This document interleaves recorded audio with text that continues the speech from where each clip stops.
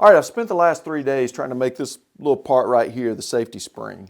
Now, it's not so much the springy part itself that I was having trouble with, but it's the little tab on there, figuring out how to make that thing that small and how to fix it to it securely, particularly because I was planning on putting it on there before heat treating, so I couldn't just solder it or something like that because the solder would turn loose in the heat treating process. So like I said, I spent about 3 days. I finally figured out what I think will work for me. Now, am I 100% happy with it? Not totally, but given all the different things I've tried, this seems to work the best. And so that's what I'm going to go through here on this video and show you what I came up with and how I made it. Now, I do want to say something though before we get started. I want to say thanks to everybody who has written in with their comments and reached out to me about this video series. It's been great because I've learned a lot, not just from getting in here and doing it, getting in and doing the work, just things I figured out, but also from hearing from other people. One of the first people I heard from was William Schrade, which is George Schrade's grandson. And so he was able to tell me some of the history of the family as well as some information about the parts. Like for instance, the spring, he said the springs were made from beryllium, which was poisonous to grind or toxic to grind. And so, I'm glad he told me that, so I'm not grinding on that spring or anything. But him, and then let's see, David Parker out of California. He's a guy, I spent about an hour and a half talking to him on the phone. I could probably talk to him another hour and a half, but he makes, he's repaired these exact knives as well as other switchblades for, he said, for over 50 years. And in fact, the first one he did was when he was 14. He had one of these little switchblades and the spring broke and he repaired that, and that kind of got him started. So it was great to talk to him. David, if you see this video, I appreciate you reaching out to me. I've heard from other people, Stan Moises, on some information just about springs, like possibly using ABL, or I think 5160, or David Reed has talked about a spring steel I'd not heard of. I think it was 17-4 stainless, so I'm going to look into that. But the video that I put out prior to this one about springs, I'd already done a lot of that work by the time I started hearing from some of these people. So we're moving forward with 410 for good or bad, just to see how it's going to do. And this project, like many things, sometimes you just got to press through and get the knife built, and then you can see what worked and didn't work, and then go back on your next one and make adjustments and do it better. Like for instance, if I go back and do another one, I probably won't use 410 stainless. I'll probably look into one of these other stainlesses or one of these other steels for springs. In fact, I'm not even sure that even that .024, I think that may be too thick. And the reason I say that is because I was able to make one of these. I know you can't see this on the camera, but I was able to make one of these, and after I folded it, I think that .024 is going to be too thick, so I may need to find something thinner on my next one. But we're going to step through the process. I'm going to show you what I did and how I ended up being able to make one of these. Again, so this is what we're making, and I'm particularly interested in this little tab here. And that's where we'll spend the focus of this, this video. Now, what I did was I took my calipers, and I wasn't so concerned about measuring as much as just getting it set on there like that, and then I locked it in. And I took a piece of scrap. This is 410 stainless, 60 thousandths is what I cut my shields out of. And using my disc sander and my little T-square, whatever you call it, that goes in the slot, T-slot, I squared off the top and the side. I made the top square to the side. Now this is rough because I cut it out on the bandsaw, but this will serve as an example. And so I took my calipers and basically did like that and scribed a line. Now of course if the top was square, then that line would be parallel to the top, which it isn't here, but that's okay. And then I went to the bandsaw and cut it right below the line. And I put this into my milling machine and milled both sides of it so that it would be parallel. And I was left with this little piece, a piece like this. And I made several of these. And this is what we're going to cut that little tab out of. And so you can see it should match pretty closely in the width. But what I'm going to do though is I'm going to mill in the end. I'm going to mill that little tab, and so I'll go over the whiteboard and show you what we'll be doing. So if you've seen any of my other videos where I use the whiteboard, one thing you already know is that I cannot draw worth a flip.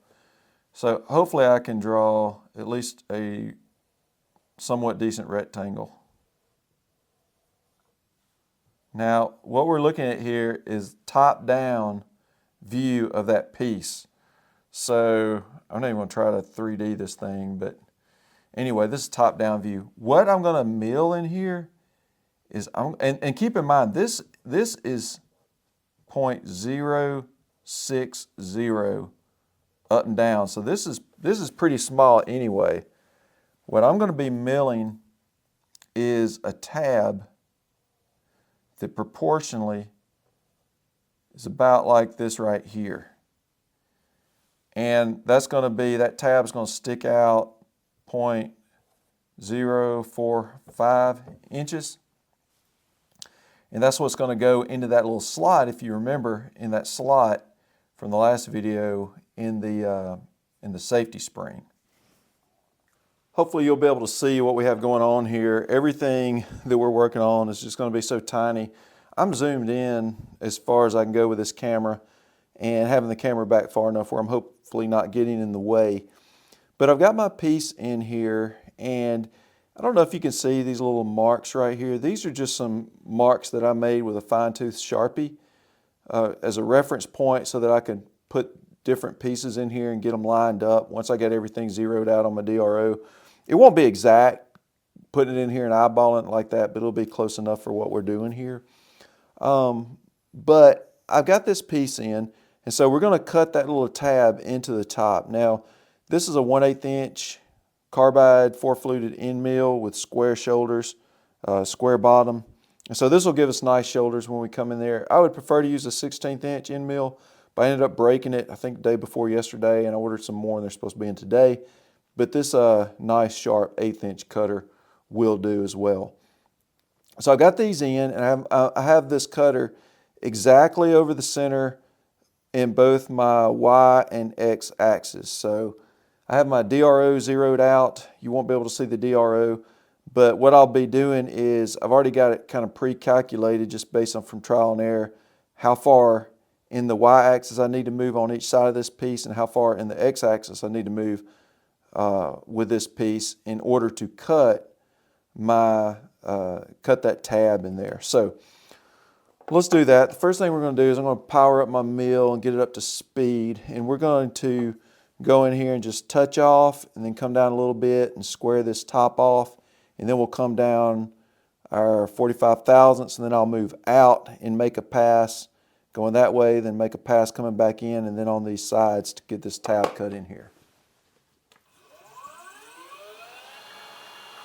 All right, my mill's running at, it looks like 1734 RPM. This is the fastest it'll run using the slower belt setting. And so that's fine for this 1/8 inch cutter and for what we're doing. So let me come down and touch off.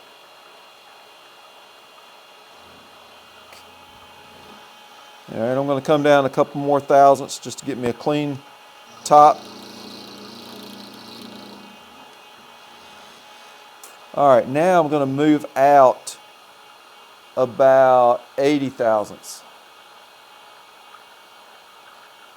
So it'll be slow getting this in because I don't want to overshoot it. I can back it up if I do, but so we're at 73, 4, 5, 6, 7,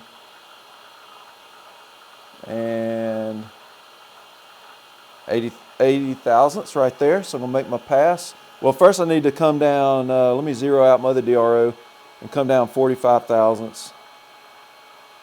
All right, we'll make a pass.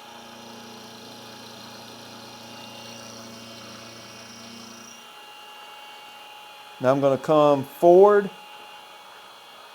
80 thousandths past center. So there's 9, 2, 4, 6, 8, 0. Make my pass.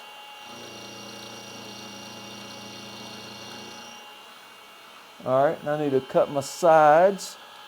So on this, I'm going to be 900.0964 off center. I had to look at my board. I've got it written up there. So come this way. I'm going to go about,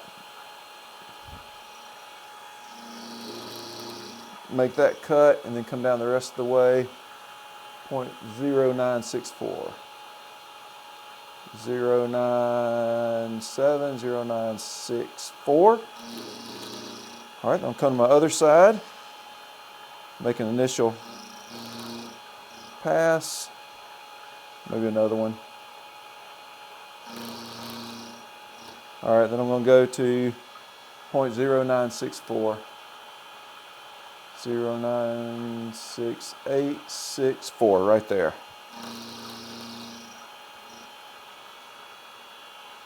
All right, so that should be it. That should be the tab that we need on this, this little safety nub. Here's the end. And it's got some burrs on it from the cutter, so we want to clean those up. But you can see how small that is. It's going to look even smaller when we get those burrs cleaned up. I'm just going to clean this up with a little needle file. So you just hold it flat like that. Hopefully you can see that.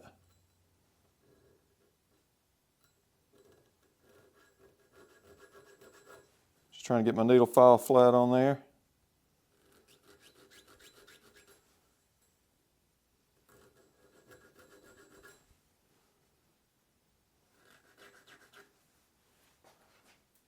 Uh-oh, dropped it. All right, I was able to find it. So there's kind of your close-up on it. Now, I went ahead and punched out one of these. And so I just want to make sure that this little nipple fits in there. And it's going to be really tight. So you can see it kind of starts to go. But what I'm probably going to do is take my file and just file a bit of a angle on these leading edges so that I can more easily force it down through that little hole. Now once I have this done, what we need to do, we're going to have to cut this off, cut it to length. But I'm just taking my file and kind of at an angle. Also going to knock these corners off a little bit because that little slot is a little bit rounded in the corners. This is just going to help it fit a little bit better before we pin it in.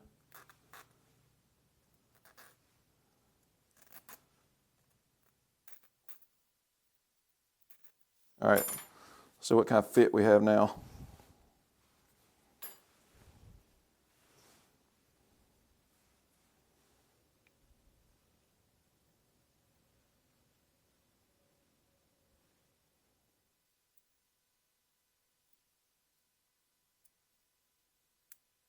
There we go.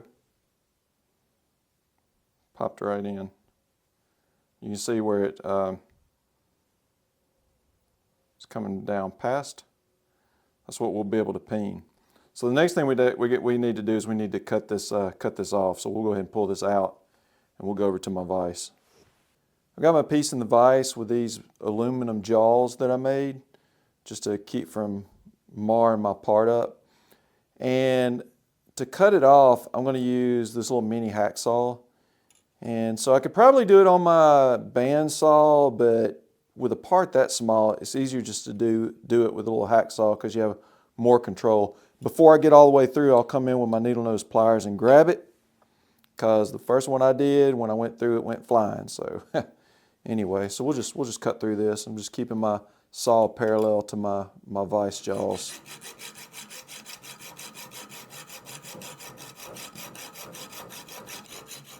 All right, let me come in here and grab this thing.